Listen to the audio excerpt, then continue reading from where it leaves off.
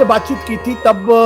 और अब में कुछ बदलाव आप देख रहे हैं? जिस तरीके से भारतीय जनता पार्टी ने केसीआर पर तगड़े हमले किए हैं, उससे कुछ असर दिखाई पड़ रहा है?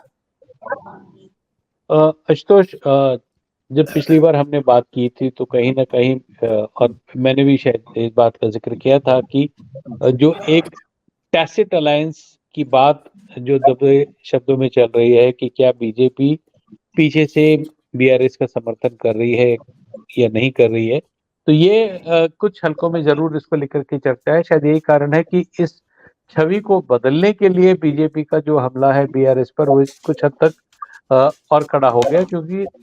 कांग्रेस लगातार ये आरोप लगाती आई है कि बीआरएस की बी टीम बीजेपी या बीजेपी की बी टीम बीआरएस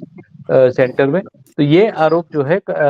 लगातार चलता जा रहा है और कहीं ना कहीं मतदाताओं के दिमाग में ये बात बैठने भी लगी है कि कुछ हद तक कि क्या बीजेपी कांग्रेस को सत्ता से बाहर रखने के लिए कि वो यहाँ पर ना आए, बीआरएस को एक अंडरस्टैंडिंग के तहत जिता सकती है कुछ कॉन्स्टिट्यूंसीज में। तो इसको लेकर के काफी गहमा गहमी है और रिजल्ट आने पर शायद इस बात की स्पष्ट होगी। बीजेपी मैं और ऐसा क्यों कह रहा हूं, और कई लोग इसलिए ये मानते हैं कि बीजेपी के लिए भले it may not be the biggest player और even a contender for government, but यहाँ पर कांग्रेस को रोकना उनके लिए बहुत ही जरूरी है, क्योंकि एक परसेप्शन गेम में जब ये रिजल्ट्स आएंगे 3 तारीख को, तो अगर कांग्रेस इस एक राज्य को भी हथिया लेती है या वापस सत्ता में आ जाती है 2014 के बाद, तो ये एक 2024 के चुनाव के लिए बहुत बड़ा संकेत हो सकता है। और बीजेपी का आलाकमान नहीं चाहेगा कि किसी भी कीमत पर कांग्रेस तेलंगाना में वापस सत्ता में आए। उनको लगता है कि शायद बीआरएस अगर सत्ता में रहती है तो 2024 से पहले जो थर्ड फ्रंट की बात की जा रही है, कहीं ना कहीं एक अंडरस्टैंडिंग उसको हो सकती है या उनको समझाया बुझाया जा सकता है। तो बीजेपी का स्टेक इस समय पर सिर्फ इतना है कि वे कांग्रेस को सत्ता से बाहर रखना चाहती है, और इसी बात को लेकर के कांग्रेस बार बार ये कह भी रही है कि बीआरएस और बीजेपी कहीं ना कहीं सांठगांठ में लगे हुए हैं। बट लेकिन विजय साहब, यहाँ पे सवाल ये था कि शुरू में ये कहा जा रहा था कि बीजेपी बीआरएस को लेकर थोड़ी सॉफ्ट है, और उसका कारण ये था क्योंकि वो कांग्रेस को फायदा नहीं पहुंचाने देना चाहते थे और बीआरएस को कमजोर नहीं करने देना चाहते थे। लेकिन अब जिस तरीके से बीजेपी बीआरएस पर हमला कर रही है, क्या उससे बीआरएस कमजोर नहीं होगा? क्या जो आरोप कांग्रेस लगा रही थी, भ्रष्टाचार के आरोप लगा रही थी, तमाम दूसरे आरोप लगा रही थी, क्या उनसे बल नहीं मिलेगा? तो ये बीजेपी ने अपनी स्ट्रेटजी में बदलाव क्यों किया और इसके पीछे का कारण क्या दिखाई पड़ रहा है आपको?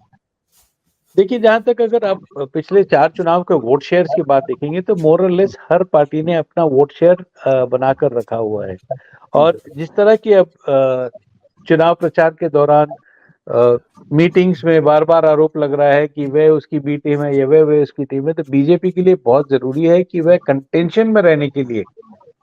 कहीं ना कहीं बीजेपी बीआरएस पर जो सॉफ्ट अप्रोच की जो आरोप लग रहे हैं उसको दूर करना चाहती है, क्योंकि बीजेपी साफ तौर से चाहती है कि वह इस रेस में फर्स्ट या सेकेंड नहीं है,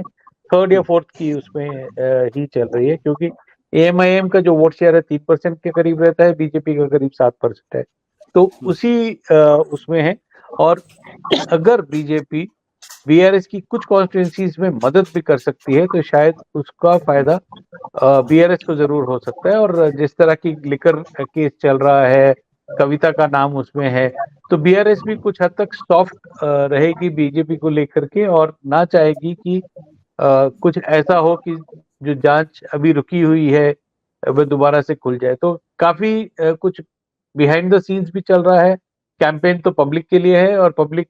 जिस तरह से इसको देख रही है वो हमने आपको शेयर किया।